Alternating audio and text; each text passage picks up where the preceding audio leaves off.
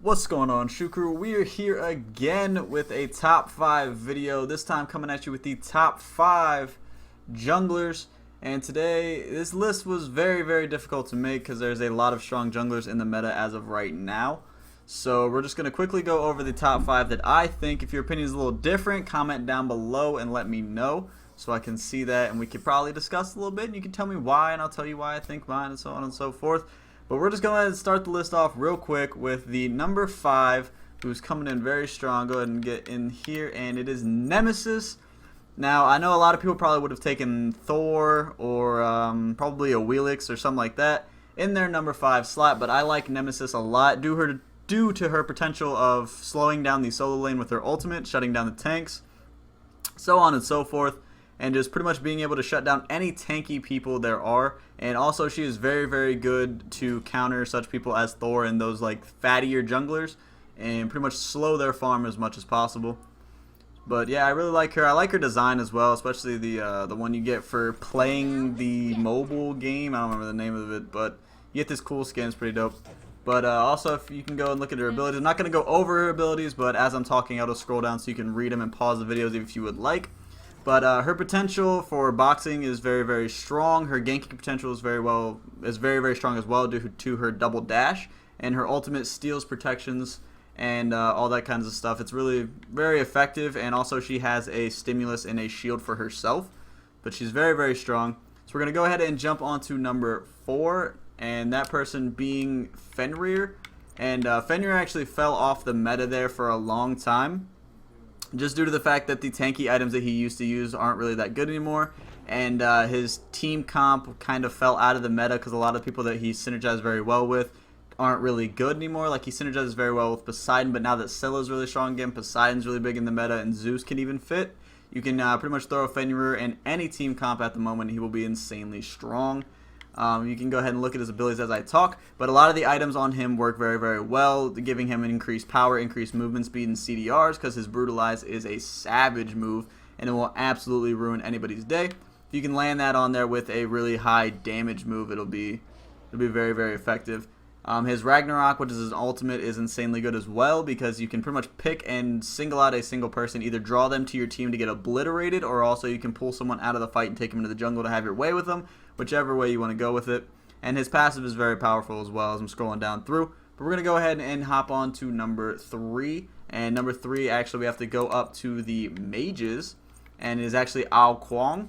And a lot of people doubt Ao Kuang now because he got nerfed in quotations, but high res, their nerfs that they've been dealing out to save people and fix people are so insignificant it is not even funny. Most of the nerfs that they give are like, his cooldown is now 0.15 per second slower or some shit like this. There's nerfs that don't even matter, like they don't even change, you can't even like notice it when you play. And he is still super strong. You can blow up anybody and then ult out for another kill and usually pick up a double if not a triple kill and then just disappear and no one will have any idea what happened. And he's insanely strong. I definitely recommend, if you have not played him, to go ahead and play him. But rushing through this a little bit, but hopping on to number 2, we have one of the newer assassins added into the game, who is actually Susanoo. And Susanoo is very strong. He is brother to Amaterasu. And just his kit in general is insanely good. He's very fast-paced god to play, definitely. If you're good with controlling chaos, pretty much, you will definitely rock out with some Susanoo. His abilities synergize very well. His first one, as you can see, is literally Ratatask's kit and an ability. It's insane. It does a ridiculous amount of damage. He has a teleport, he has a dash, he has a bunch of stuff. He has a pull, he has a knock-up, he's got a DOT. He's got pretty much everything you could ever want in a jungler in a single kit. And he's very strong. And not to mention, he gets a speed boost on his passive. But now, let's go ahead and get some honorable mentions in here as well. Like I said before, Thor is always an honorable mention. He was very close for my number 5. He's always reliable with his lane control, with his wall, his global ult, and everything like that. And the other honorable mention for me would probably have been a Wheelix, whose kit synergy is insanely good.